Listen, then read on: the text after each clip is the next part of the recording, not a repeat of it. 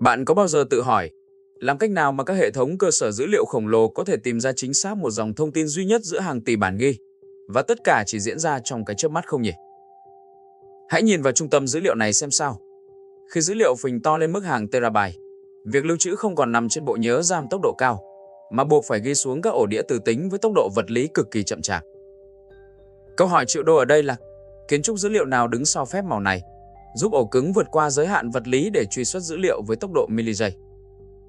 Chào mừng bạn đến với bản phân tích toàn diện nhất về B+G. Để hiểu tại sao chúng ta cần một cấu trúc phức tạp như B+G, trước tiên chúng ta phải nhìn vào cách cơ sở dữ liệu giao tiếp với bộ nhớ. Hệ thống máy tính có hai kho lưu trữ chính, đó là RAM và ổ cứng. RAM mang sức mạnh truy xuất siêu tốc, gần như tức thời, nhưng dung lượng lại vô cùng hạn hẹp. Ngược lại, ổ cứng từ tính sở hữu sức chứa khổng lồ để lưu trữ hàng tỷ bản ghi, nhưng tốc độ của nó lại chậm hơn RAM hàng trăm nghìn lần do rào cản của chuyển động cơ học. Cơ sở dữ liệu hiện đại không bao giờ đọc từng dòng dữ liệu lẻ tẻ từ ổ cứng. Thay vào đó, nó gom dữ liệu thành các khối lớn gọi là page hoặc block. Mục tiêu tối thượng của mọi hệ quản trị cơ sở dữ liệu là giảm thiểu tối đa số lần phải quét các block này từ ổ cứng vào RAM. Vậy, chuyện gì sẽ xảy ra nếu chúng ta cứ thế lưu trữ hàng tỷ bản ghi mà không có bất kỳ một cấu trúc sắp xếp nào? Hãy tưởng tượng bạn đang cần tìm một giao dịch cụ thể, không có bản đồ dẫn đường. Cơ sở dữ liệu buộc phải dùng đến phương pháp ngây thơ nhất, quét toàn bảng, hay còn gọi là sequential scan. Thuật toán này sẽ nhấc từng block dữ liệu từ ổ cứng, đẩy qua RAM để kiểm tra xem có khớp với từ khóa tìm kiếm hay không. Nếu dữ liệu của bạn nằm ở cuối ổ đĩa, hệ thống sẽ phải đọc hàng triệu block một cách vô ích. Lúc này, chỉ số disk input output, tức số lượt đọc ghi ổ đĩa sẽ tăng vọt lên mức báo động đỏ, và chiếc đồng hồ đo độ trễ sẽ kéo dài từ miligiây lên đến hàng chục phút. Đây chính là thảm họa sập hệ thống mà mọi kỹ sư phần mềm đều phải đối mặt nếu không có index. Để giải quyết thảm họa quét toàn bảng, một kỹ sư phần mềm ngay lập tức nghĩ đến cấu trúc dữ liệu cơ bản nhất, đó là cây tìm kiếm nhị phần. Về lý thuyết, BST là một phép màu. Nó giúp chia đôi không gian tìm kiếm sau mỗi bước, giảm thời gian truy xuất xuống mức O-log. Nhưng thực tế tàn khốc hơn nhiều. Hãy tưởng tượng bạn chèn các bản ghi có ID tăng dần liên tục, là một kịch bản cực kỳ phổ biến trong các hệ thống cơ sở dữ liệu. Cây BST sẽ không thể tự cân bằng. Ngay lập tức, nó mất đi cấu trúc cây và thoái hóa thành một danh sách liên kết kéo dài về một phía. Lúc này, lợi thế chia đôi không gian đã biến mất. Việc tìm kiếm quay trở về vạch xuất phát với độ phức tạp ON, và cơn ác mộng disk input, output một lần nữa lặp lại. Để khắc phục điểm yếu chí mạng của cây nhị phân, các nhà khoa học máy tính đã thiết kế ra BG, là cấu trúc dữ liệu quyền lực nhất thế giới database. Thay vì mỗi nốt chỉ chứa một khóa duy nhất và rẽ ra hai nhánh mỏng manh, BG gom nhiều khóa lại vào trong một nốt khổng lồ. Nốt này có kích thước được thiết kế hoàn hảo để khớp vừa vặn với một block của ổ cứng. Khi dữ liệu liên tục được chèn vào, BG không bị thoái hóa mọc dài xuống dưới như BST, mà nó tự động phình to ra theo chiều ngang và tự cân bằng ngay từ gốc. Trực quan mà nói, chiều cao của cây giảm đi một cách đáng kinh ngạc. Cây càng lùn, số bước nhảy từ gốc đến lá càng ít, và tất nhiên số lần ổ đĩa từ tính phải xoay để tìm kiếm dữ liệu cũng giảm đi hàng chục nghìn lần. BG có vẻ là một giải pháp hoàn hảo, đúng không nhỉ? Nếu bạn chỉ cần tìm chính xác một dòng dữ liệu duy nhất, BG làm việc cực kỳ xuất sắc. Tuy nhiên, trong môi trường cơ sở dữ liệu thực tế, các truy vấn không chỉ đơn giản là tìm một điểm. Bạn sẽ liên tục bắt gặp các câu lệnh truy vấn theo một khoảng. Ví dụ như, lấy ra tất cả các hóa đơn từ ngày 1 đến ngày 30. Lúc này, điểm yếu chí mạng của BG lộ rõ. Vì dữ liệu thực tế nằm rải rác ở khắp mọi nơi, từ gốc cho đến lá, cơ sở dữ liệu buộc phải duyệt theo chiều sâu, nhảy lên và nhảy xuống liên tục giữa các tầng của cây. Quỹ đạo zigzag hỗn loạn này tạo ra một hiện tượng đối với ổ cứng từ tính, đó là đọc ghi ngẫu nhiên. Ổ cứng ghét sự ngẫu nhiên. Nó tiêu tốn vô vàn thời gian vật lý chỉ để di chuyển đầu đọc. Một lần nữa, BG chưa phải là sự tiến hóa cuối cùng. Để chấm dứt cơn ác mộng đọc ghi ngẫu nhiên, B+G đã ra đời như một đấng cứu thế, định hình lại toàn bộ kiến trúc lõi của các hệ quản trị cơ sở dữ liệu hiện đại. Điểm khác biệt mang tính cách mạng của B+G nằm ở sự phân tách nhiệm vụ cực kỳ tinh tế. Hãy quan sát cấu trúc này. Ở các tầng bên trên, được gọi là nốt trong B+G thẳng tay loại bỏ toàn bộ khối dữ liệu thực tế. Các nốt này giờ đây nhẹ tựa lông hồng, chỉ còn đóng vai trò lưu trữ các khóa để làm biển báo dẫn đường. Toàn bộ khối lượng dữ liệu khổng lồ được đẩy hết xuống tầng thấp nhất, tức là các nốt lá. Nhờ việc giải phóng không gian ở nốt trong, mỗi nốt giờ đây có thể chứa hàng ngàn khóa dẫn đường thay vì chỉ vài khóa như trước. Kết quả mang lại là gì đấy nhỉ?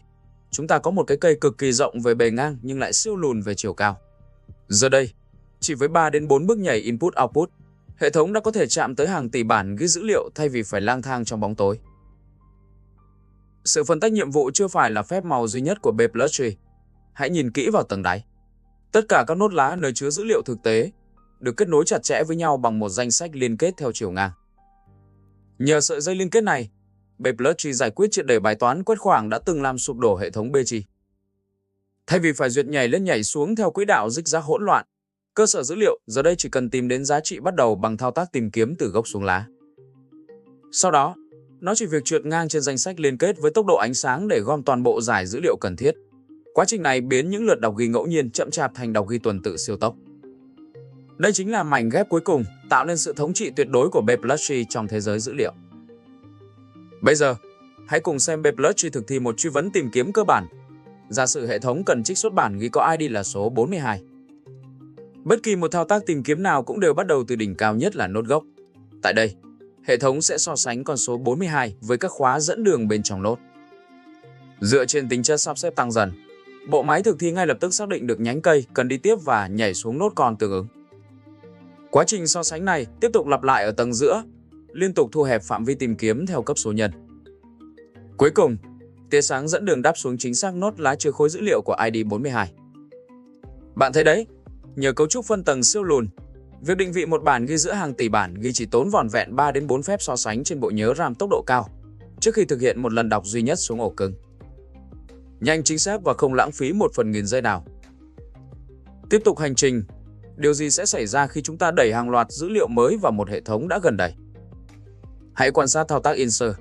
Khi một bản ghi mới được đưa vào, B+ Tree sẽ sử dụng chính cơ chế tìm kiếm siêu tốc để thả bản ghi đó rơi chính xác vào nốt lá đích. Nhưng nút thắt xuất hiện khi nốt lá này đã đạt đến giới hạn dung lượng vật lý của một block ổ cứng, hệ thống sẽ sập. Không hề nha, đây là lúc phép màu của thuật toán tự cân bằng xuất hiện. Đó là thao tác split hay tách nốt. Thay vì nhồi nhét gây tràn bộ nhớ, nốt lá đang đầy sẽ được chẻ đôi một cách hoàn hảo ngay tại vị trí trùng vị. Một nửa khối lượng dữ liệu được giữ nguyên, nửa còn lại trượt mượt mà sang một nốt lá hoàn toàn mới vừa được cấp phát. Tuyệt vời hơn, khóa trung vị ngay lập tức được đẩy ngược lên tầng nốt trong phía trên để cập nhật lại hệ thống biển báo dẫn đường. Quá trình tách này diễn ra uyển chuyển như một phản ứng phân bào. Hệ thống danh sách liên kết bên dưới tự động nối lại. Nhờ cơ chế này, cấu trúc cây luôn duy trì độ lùn tuyệt đối và cân bằng hoàn hảo, bất chấp việc bạn có chèn thêm hàng tỷ bản ghi đi chăng nữa. Một hệ thống cơ sở dữ liệu không chỉ có thêm mới mà còn liên tục xóa đi. Điều gì xảy ra khi bạn xóa quá nhiều bản ghi và một nốt lá trở nên trống rỗng, rơi vào trạng thái thiếu hụt dung lượng hay còn gọi là underflow? Nếu cứ để mặc, ổ cứng của bạn sẽ đầy rẫy những lỗ hổng lãng phí. B+ Tree giải quyết bài toán này bằng cơ chế gộp nốt. Khi một nốt rớt xuống dưới mức dung lượng tối thiểu, hệ thống sẽ nhìn sang nốt anh em bên cạnh. Nếu nốt bên cạnh cũng đang nghèo nàn dữ liệu, B+ Tree sẽ lập tức kéo hai nốt này lại, hòa quyện chúng thành một nốt duy nhất chứa đầy đủ dữ liệu. Cùng lúc đó, khóa phân tách ở nốt cha phía trên sẽ bị gỡ bỏ vì không còn ranh giới giữa hai nốt con nữa. Sợi dây danh sách liên kết ngay lập tức được nối lại thẳng tắp. Nhờ thao tác dọn dẹp không ngừng nghỉ này, B+ Tree luôn duy trì được độ đặc tuyệt đối, tối ưu hóa từng byte trên ổ cứng vật lý của bạn. Chúng ta đã thấu hiểu cơ chế vi mô, nhưng tại sao các hệ quản trị cơ sở dữ liệu hàng đầu thế giới như MySQL hay PostgreSQL lại kiên quyết chọn B+ Tree làm động cơ lưu trữ lõi thay vì H-index? Về mặt lý thuyết toán học thuần túy, H-index sở hữu tốc độ tìm kiếm O1 tuyệt đối, nhanh hơn mức O-log N của B+ Tree đối với các truy vấn tìm điểm chính xác. Nhưng trong thực tế vận hành hệ thống doanh nghiệp, 80% các truy vấn không phải là tìm một điểm, mà là quét khoảng, ví dụ như trích xuất toàn bộ đơn hàng trong 30 ngày qua. Thuật toán hash băm dữ liệu ra các vị trí ngẫu nhiên không theo thứ tự, biến mọi nỗ lực quét khoảng thành thảm họa đọc ghi ngẫu nhiên. Ngược lại, B+ Tree với danh sách liên kết tại tầng lá giúp gom cụm dữ liệu liên quan, biến điều này thành đọc ghi tuần tự siêu tốc. Đó là một sự đánh đổi kiến trúc, hy sinh một chút tốc độ tìm kiếm đơn lẻ để làm chủ khả năng quét dài dữ liệu khổng lồ. Khi làm việc với B+ Tree trong các hệ thống như MySQL, chúng ta đối mặt với hai kiến trúc lưu trữ. Đó là Cluster Index và Non-Cluster Index. Đầu tiên, hãy nhìn vào Cluster Index. Ở kiến trúc này, bản thân cây B+ Tree chính là bảng dữ liệu của bạn. Tại tầng nốt lá bên cạnh khóa tìm kiếm, hệ thống lưu trữ trực tiếp toàn bộ thông tin của hàng dữ liệu đó. Tốc độ truy xuất ở đây là tuyệt đối vì bạn tìm thấy khóa là tìm thấy dữ liệu. Nhưng nếu bạn muốn tìm kiếm theo một cột khác không phải khóa chính thì sao? Lúc này một cây B+tree thứ hai được dựng lên, gọi là Non-Cluster Index. Điểm khác biệt là tại nốt lá của cây này, nó không chứa dữ liệu thực tế, mà chỉ chứa một con trỏ tham chiếu ngược về khóa chính. Khi tìm thấy kết quả, hệ thống buộc phải cầm con trỏ này, chạy vòng ngược lại cây Cluster Index ban đầu để lấy phần dữ liệu còn lại. Quá trình này được gọi là tra cứu ngược. Sự vòng vèo này tạo ra thêm một nhịp input-output, làm sụt giảm hiệu năng hệ thống nếu lạm dụng. Ở phân cảnh trước, chúng ta đã chứng kiến độ trễ khủng khiếp của thao tác tra cứu ngược từ Non-Cluster Index. Vậy làm thế nào các kỹ sư dữ liệu hàng đầu loại bỏ hoàn toàn độ trễ này nhỉ? Câu trả lời nằm ở kỹ thuật tối ưu index đỉnh cao, đó là Covering Index. Hãy nhìn lại kịch bản cũ dưới một góc độ thông minh hơn. Giả sử câu lệnh truy vấn của bạn chỉ yêu cầu trích xuất duy nhất trường thông tin email. Và bản thân cái cây Non-Cluster Index của chúng ta vốn dĩ đã được xây dựng và sắp xếp dựa trên cột email này. Bạn có nhận ra điều kỳ diệu không nhỉ? Dữ liệu bạn cần đã nằm sẵn ngay tại nốt lá. Bộ tối ưu hóa truy vấn của cơ sở dữ liệu đủ thông minh để nhận ra điều đó. Nó ngay lập tức ngắt bỏ hoàn toàn con đường tham chiếu vòng vèo, trích xuất dữ liệu email và trả về cho người dùng trong chớp mắt. Bằng việc để index bao phủ trọn vẹn yêu cầu truy vấn, chúng ta đã chém đứt hoàn toàn một nhịp disk input-output dư thừa, đẩy tốc độ đọc lên mức hoàn hảo. Nhìn lại toàn bộ bức tranh kiến trúc, B+tree không chỉ đơn thuần là một cấu trúc dữ liệu, nó là một kiệt tác của kỹ thuật tối ưu hóa phần cứng. Về mặt toán học, độ phức tạp của các thao tác tìm kiếm, chèn và xóa luôn được hệ thống bảo chứng ở mức logarit, tức là O log n. Bất chấp việc bạn nhồi nhét bao nhiêu dữ liệu, cây sẽ không bao giờ bị thoái hóa hay mất cân bằng. Tuy nhiên, giá trị làm nên ngôi vương của B+tree không nằm ở các chỉ số Big O. Nó nằm ở khả năng biến những lượt đọc ghi ngẫu nhiên thành đọc ghi tuần tự siêu tốc nhờ hệ thống danh sách liên kết tại tầng lá.